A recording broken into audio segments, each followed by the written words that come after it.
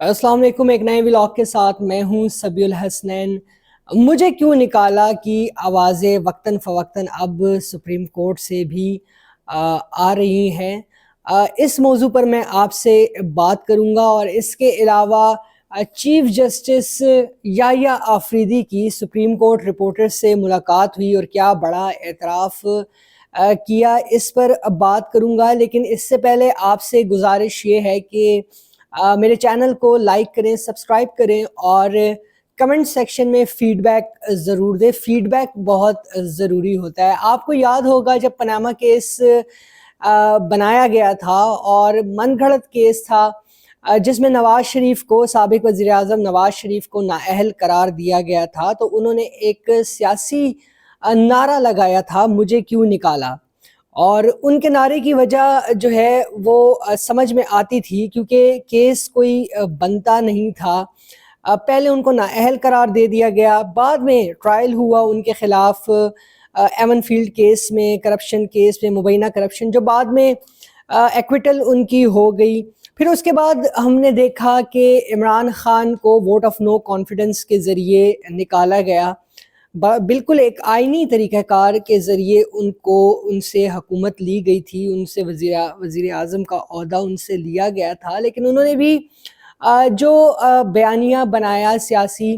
اس کا بھی لب لباب یہی تھا کہ مجھے کیوں نکالا۔ لیکن اس کا بڑا لاجیکل جواب ہے، کیونکہ عمران خان کو جس طرح سے نکالا گیا، ووٹ آف نو کانفیڈنس ایک آئینی طریقہ کار ہے۔ اب 26ویں ترمیم کے بعد سپریم کورٹ سے یہ صدائیں آ رہی ہیں، مجھے کیوں نکالا۔ گو کہ یہ الفاظ تو استعمال نہیں کیے جاتے، لیکن جسٹس منصور علی شاہ، جنہوں نے چیف جسٹس بننا تھا 26ویں ترمیم کے نہ ہونے کی صورت میں، تو ان کی جانب سے تحفظات کا اظہار 26ویں آئینی ترمیم پر وقتاً فوقتاً ہوتا رہا ہے، خطوط کے ذریعے، ریمارکس کے ذریعے۔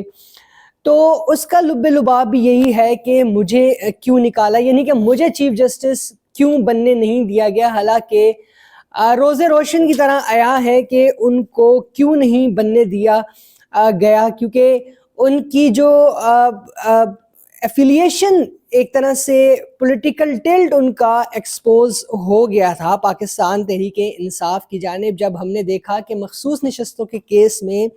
وضاحتوں کا نہ ختم ہونے والا سلسلہ شروع ہوا جسٹس منصور علی شاہ کی جانب سے مخصوص نشستیں دینے کے لیے، کیونکہ 2/3 اکثریت حکومت سے چھیننی تھی تاکہ 26ویں آئینی ترمیم نہ کی جا سکے۔ اور یہ مفادات کے ٹکراؤ کا ایک بہترین اگزامپل تھی، کس طرح سے جسٹس منصور علی شاہ نے فیصلہ تو اکثریت کا تھا، 8 ججز نے فیصلہ دیا تھا، اور اس کی سربراہی ہم کہہ سکتے ہیں کہ جسٹس منصور علی شاہ نے کی تھی۔ آج بھی اسی طرح ایک صدا بلند ہوئی، مجھے کیوں نکالا، ایک بار پھر 26ویں آئینی ترمیم پر تحفظات کا اظہار کرتے ہوئے، اور ایک طرح سے ہم کہہ سکتے ہیں کہ از خود نوٹس لیا ہے جسٹس منصور علی شاہ نے۔ کیس تھا کسٹمز ایکٹ کے سیکشن 221 کو سندھ ہائی کورٹ نے کالعدم قرار دیا تھا، اور وہ معاملہ اپیل میں آیا سپریم کورٹ، اور آج یہ کیس جسٹس منصور علی شاہ کی سربراہی میں 3 رکنی بینچ کے روبرو سماعت کے لیے مقرر تھا۔ تو بینچ کی جانب سے یہ سوال اٹھایا گیا کہ یہ معاملہ آئینی بینچ کو، کیا یہ معاملہ آئینی بینچ کو کے پاس جانا چاہیے یا نہیں، اور کیا کسی جج کو آئینی معاملات سننے سے محروم کیا جا سکتا ہے۔ وکیل تھے اس کیس میں بیرسٹر صلاح الدین، ایک اور کانفلکٹ آف انٹرسٹ کا کیس ہے۔ بیرسٹر صلاح الدین جو ہے تو وہ 26ویں آئینی ترمیم کو سپریم کورٹ میں چیلنج کر چکے ہیں، اور آج 3 رکنی بینچ جس کی سربراہی جسٹس منصور علی شاہ کر رہے تھے، انہوں نے بیرسٹر صلاح الدین کو کہا کہ ہم سوالات فریم کر رہے ہیں، آپ کی معاونت درکار ہے، آپ ہمیں اس پوائنٹ پر معاونت فراہم کریں کہ کیا کسی جج کو آئینی معاملات سننے سے محروم رکھا جا سکتا ہے۔ اب یہ جو ہے تو ایک ایونٹ تھا غالباً فیڈرل جوڈیشل اکیڈمی میں، جہاں پر جسٹس منصور علی شاہ کی کچھ صحافیوں سے ملاقات ہوئی تھی، اور ڈان اخبار کے ناصر اقبال ہیں، سینئر صحافی ہیں، انہوں نے جب جسٹس منصور علی شاہ سے مصافحہ کرتے ہوئے سوال کیا 26ویں آئینی ترمیم کو لے کر کوئی ایڈونچر کرنے کا، تو اس پر جسٹس منصور علی شاہ نے، بلکہ سوال ان کا یہ تھا کہ آپ سے یہ ایکسپیکٹ کیا جا رہا تھا کہ آپ بڑا رسپونڈ کریں گے اس پر اور بارز آپ کے ساتھ کھڑی ہوں گی، لیکن ایسا ہوا نہیں۔ تو جسٹس منصور علی شاہ کا جواب یہ تھا کہ میں نے آئین کے تحت حلف اٹھایا ہوا ہے، لہٰذا میں کیسے کوئی ایڈونچر کر سکتا ہوں۔ لیکن پھر اس کے بعد ہم نے دیکھا کہ جسٹس منصور علی شاہ کا جو غصہ ہے وہ ہمیں انہی کے خطوط میں نظر آیا، چاہے وہ جوڈیشل کمیشن آف پاکستان کا معاملہ ہو، یا پھر ججز کی تعیناتی کا معاملہ ہو، یا پھر 26ویں آئینی ترمیم کی سماعت کے لیے مقرر کرنے کا معاملہ ہو۔ تو جسٹس منصور علی شاہ کی جانب سے تحفظات کا اظہار جو ہے تو ہوتا رہا ہے، اور غصے کا اظہار بھی ہوتا رہا ہے۔ اب آج بھی 26ویں آئینی ترمیم کے بعد از خود نوٹس کا اختیار اس طرح سے نہیں رہا جس طرح سے پہلے ہوتا رہا تھا ججز کی جانب سے، اور بالخصوص چیف جسٹس کی جانب سے یا کسی بھی جج کی جانب سے نوٹ لکھا جاتا تھا اور اس پر سو موٹو نوٹس لے لیا جاتا تھا، اور جس طرح سے جوڈیشل اوور ریچ دیکھی ہم نے ماضی میں، آج بھی جو ہے تو 26ویں آئینی ترمیم کے بعد از خود نوٹس کا جو اختیار ہے وہ اس طرح سے نہیں رہا، مگر پھر بھی سوالات فریم کرنے کا جسٹس منصور علی شاہ نے کہا ہے۔ اب یہ اس کو ہم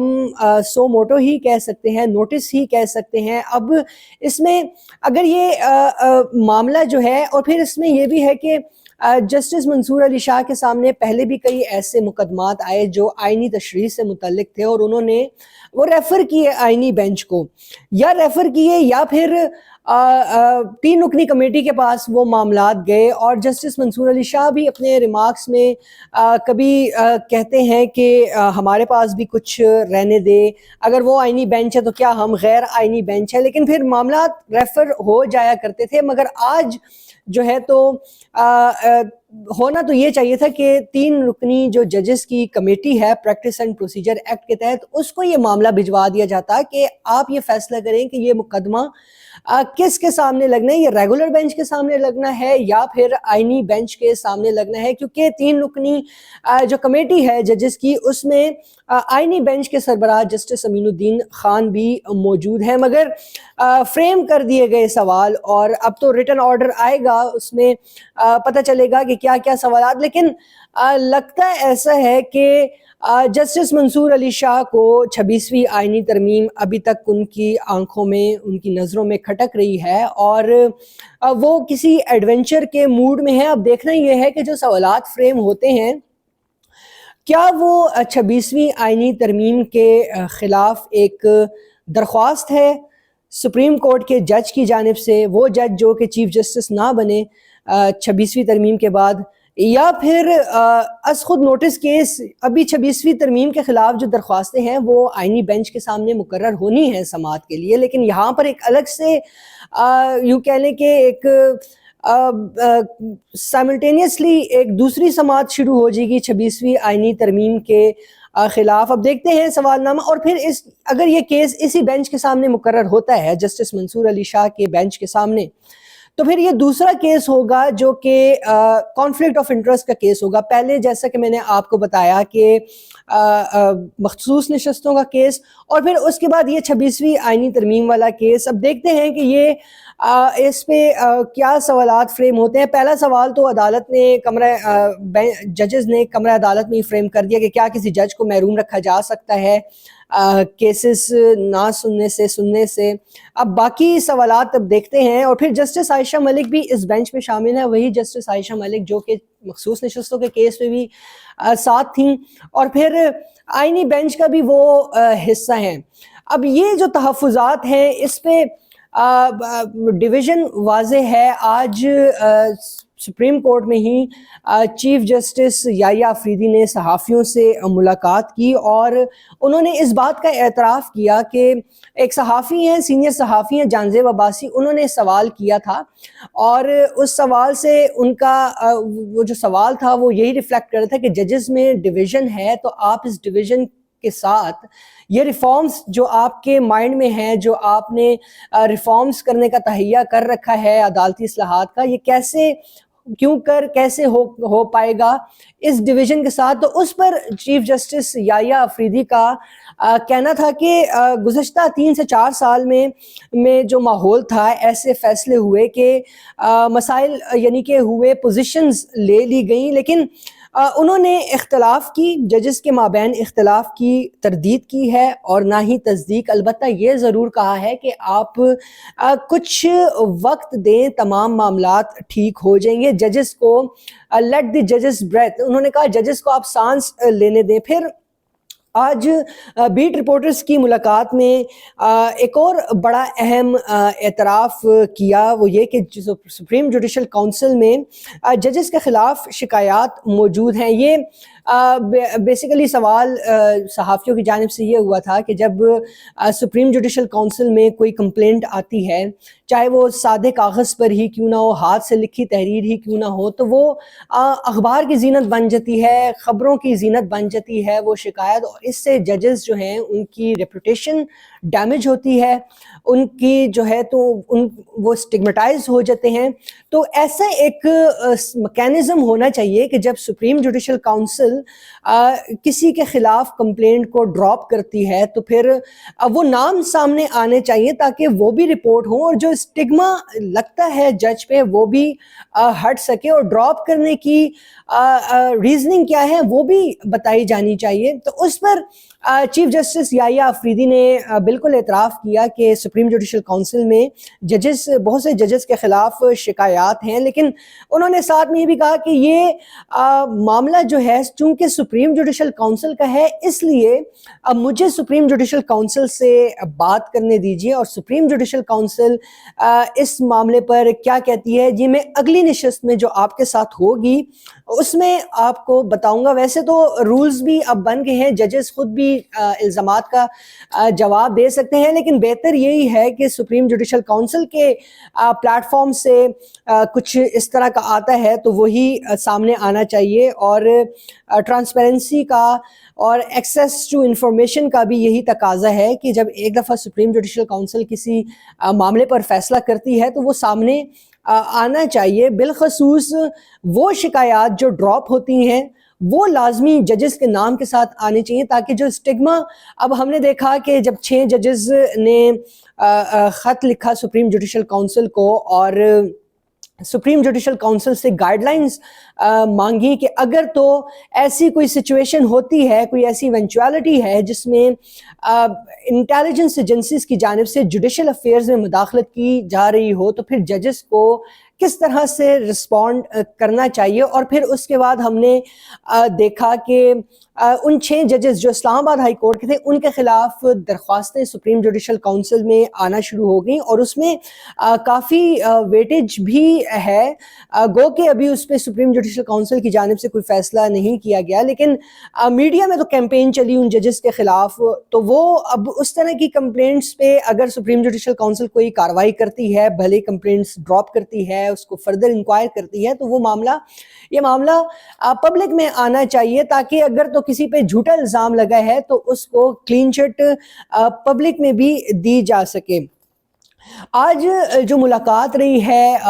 چیف جسٹس کی صحافیوں سے، اس سے کم از کم مجھے یہ تاثر ملا کہ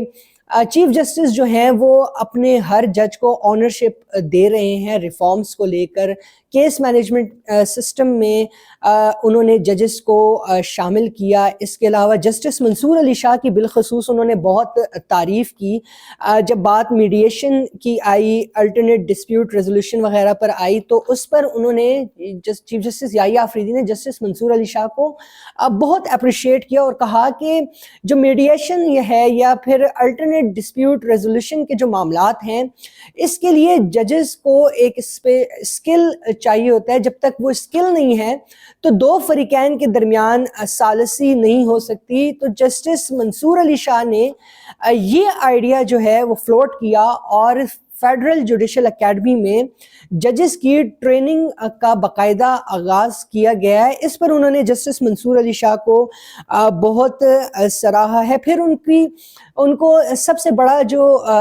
چیف جسٹس یحییٰ آفریدی کو اس وقت چیلنج ہے، اور وہ انہوں نے یہ بات کی بھی کہ ڈسٹرکٹ لیول کی جو جوڈیشری ہے وہاں پر حالات جو ہیں تو کچھ یعنی کہ انہوں نے یہ فیصلہ کیا کہ اگر کوئی جج سپیریئر کورٹ کا، ہائی کورٹ کا یا سپریم کورٹ کا بیرون ملک جاتا ہے کسی ورکشاپ پہ یا کسی کانفرنس پہ، تو لازم یہ قرار دے دیا گیا ہے کہ ڈسٹرکٹ جوڈیشری کے ججز کو بھی، ایک یا دو ججز کو ساتھ باہر لے کر جایا جائے تاکہ ان کا بھی ایکسپوجر ہو. پھر انہوں نے انکلوزیوٹی کی بات کی، سندھی ججز، اس کے علاوہ بلوچ ججز، پشتون ججز، ان سب کی انکلوزیوٹی کی بات کی. اس کے علاوہ انہوں نے یہ بھی ہم سے شیئر کیا کہ جب وہ